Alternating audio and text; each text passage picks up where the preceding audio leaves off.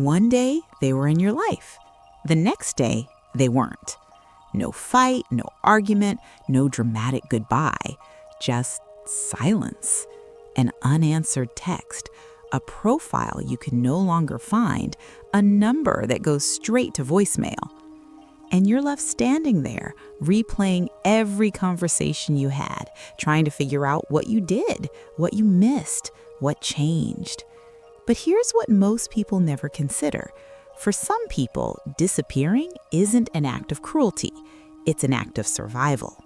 People say things like, they just vanished, or we were so close and then nothing, or the one that stings the most, I must have done something, but I have no idea what.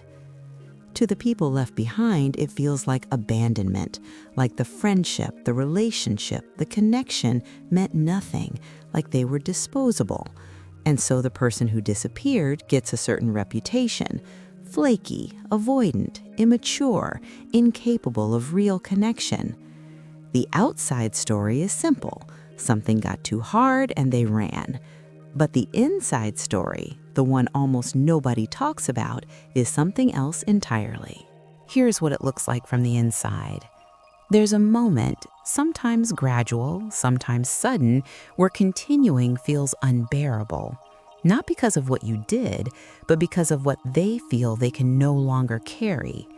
The relationship starts to feel overwhelming. The emotional exposure feels too great.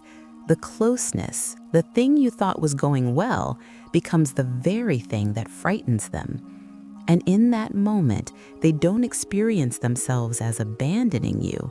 They experience themselves as escaping a situation they don't have the tools to navigate. The disappearance isn't about you.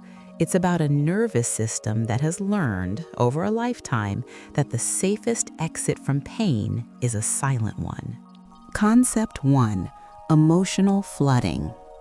When some people reach a certain level of emotional intensity, conflict, intimacy, expectation, disappointment, their nervous system doesn't just feel uncomfortable, it shuts down.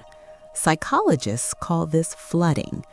The capacity for rational, connected thought disappears. What's left is a primal drive: get out.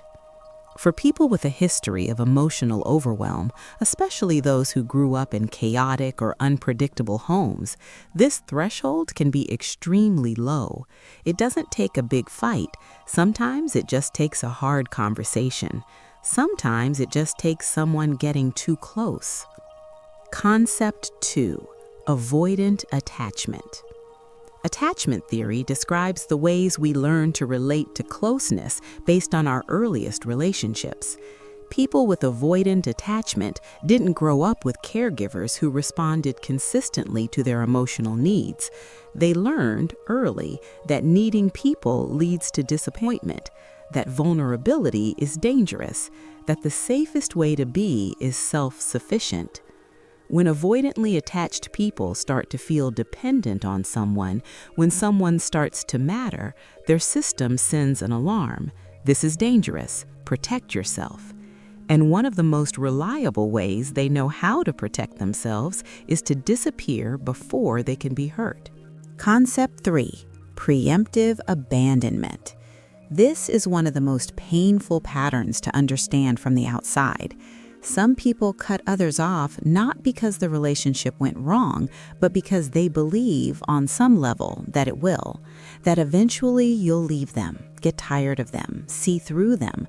So they leave first. They take back the control that loss has always taken from them. It's not logic, it's survival math. If I go before you go, it hurts less. Concept 4. Communication shutdown under stress.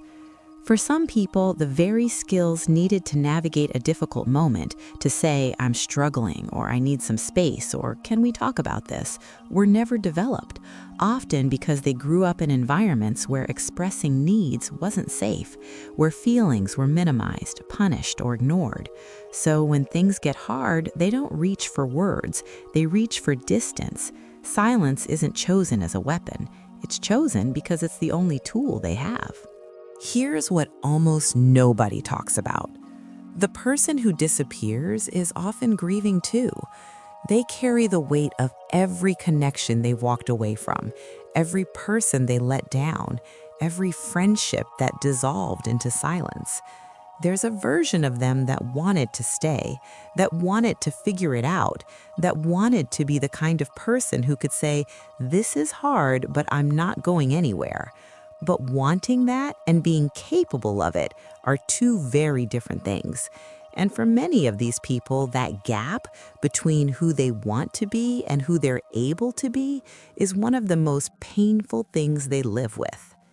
There's also shame, deep, quiet shame, because they know how it looks. They know the person on the other end is confused, hurting, probably blaming themselves. And that knowledge doesn't make them stay because the pull toward self-protection is stronger than the pull toward repair. But it does follow them. Some people spend years disappearing from their own lives, moving cities, changing numbers, starting over, not because they don't feel anything, but because feeling everything is exactly the problem. This video is not an excuse. Disappearing without explanation causes real pain, and that pain is valid regardless of the reason behind it. But understanding why someone does this changes what the silence means.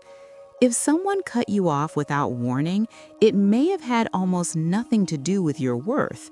It may have been a person reaching the limits of what they were capable of, not a judgment of you, but a reflection of their own unhealed wounds. And if you recognize yourself as the person who disappears, if you've left people without explanation and carried the guilt of that, it's worth asking, what would it mean to learn a different way? Not because you owe anyone your presence, but because you deserve the kind of connection that doesn't require you to vanish to feel safe. The pattern of cutting and running often started as protection. At some point in your life, leaving was the only way to stay okay. That made sense then. The question is whether it still serves you now. Healing for these patterns rarely looks dramatic. It looks like staying in one uncomfortable conversation longer than you think you can. It looks like sending the imperfect, honest text instead of the silence. It looks like learning, slowly, with a lot of stumbling, that closeness doesn't have to mean catastrophe. I'll leave you with this. Is there someone in your life or in your past who disappeared without a word? And somewhere in the silence they left, do you wonder whether they're carrying their own version of grief about it too? Or maybe you're the one who's done the disappearing. And if so, what would it mean, just once, to stay?